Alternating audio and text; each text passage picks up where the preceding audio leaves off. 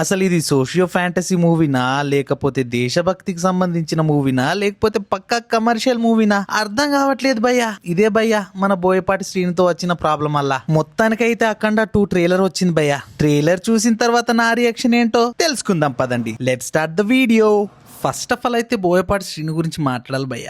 అసలు మన బోయపాటి శ్రీని గారు ఏం సినిమా తీస్తున్నారు అనేది ఫస్ట్ ఆఫ్ ఆల్ ఈ ట్రైలర్ ద్వారా అర్థం కాలే భయ్య. ట్రైలర్ అనేది ఫస్ట్ మూవీ మీద ఎలాంటి ఎక్స్పెక్టేషన్స్ పెట్టుకోవాలో చెప్తుంది భయ్య. ట్రైలర్ చూసిన తర్వాత ఫస్ట్ 10 సెకండ్స్ అట్లా దేశభక్తి అనిపించింది. తర్వాత కుంభమేళ గురించి తీసిన తర్వాత ఏదైనా సోషియో ఫ్యాంటసీ మూవీనా అనిపించింది. కానీ తర్వాత చూస్తే మొత్తం పక్కా కమర్షియల్ లాగా అనిపించింది భయ్య. అదే సేమ్ టెంప్లెట్, ఇద్దరు బాలయ్య గారు ఉంటారు, మళ్ళీ అందులో నుంచి ఒక అతను ఏమో అఘోరాగా, ఇంకొక అతను పోలీస్ గా. ఇదైతే ఆల్రెడీ ఫస్ట్ పార్ట్ లో చూసాం. కానీ ఈ మూవీలో కూడా అదే ఉంటుందని ఎక్స్పెక్ట్ చేశా. కానీ ఏమన్నా కొంచెం కొత్తగా ట్రై చేస్తారేమో అని అనుకున్నా. కానీ మళ్ళీ అదే కన్ఫ్యూజన్ లో పాడేశాడు భయ్య. అలాగని మూవీ బాగుండదా అని అంటే అలాని కాదు. కానీ ఈ మూవీలో పక్కా ఎమోషనల్ కంటెంట్ గట్టి ఉంటే మాత్రం తప్పకుండా సక్సెస్ అవుతుంది. తర్వాత ఈ ట్రైలర్ లో గుర్తుంచుకోదగ్గ మూమెంట్ ఏదన్నా ఉంది అంటే అది బాలయ్య బాబు గారి గెటప్ లో మాత్రం బాలయ్య బాబు గారు చాలా బాగా అనిపించారు భయ్య. ముఖ్యంగా అయితే ఆ త్రిశూలాన్ని స్పిన్ లాగా తింపే సీన్ ఉంది భయ్య,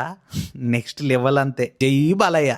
నెక్స్ట్ ఆది పినిశెట్టి గారి క్యారెక్టర్ కూడా చాలా డిఫరెంట్ గా కనిపించింది భయ్య. కానీ ఆ క్యారెక్టర్ ని బోయపాటి శ్రీని గారు ఎంతలా వాడుకుంటారా అనేది మూవీలోనే చూడాలి. ఆ తర్వాత చిన్న చిన్న క్యారెక్టర్లు ఉన్నా అంటే హీరోయిన్ క్యారెక్టర్ ఉన్నా యాజ్ యూజువల్ బోయపాటి శ్రీని గారి మూవీ లాగే ఏమో అంత డెప్త్ అనిపించలేదు.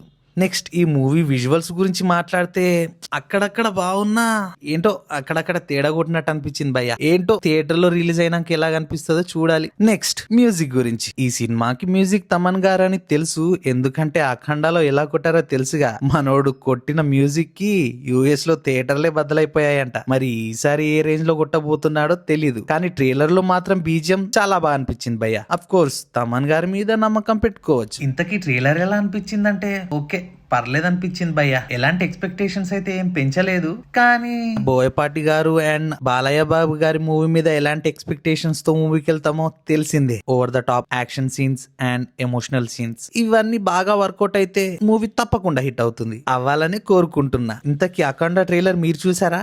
చూస్తే మీకే సీన్ నచ్చిందో కామెంట్ చేసి చెప్పండి. అండ్ ప్లీజ్ ఛానల్ ని సబ్స్క్రైబ్ చేసుకోండి భయ్యా.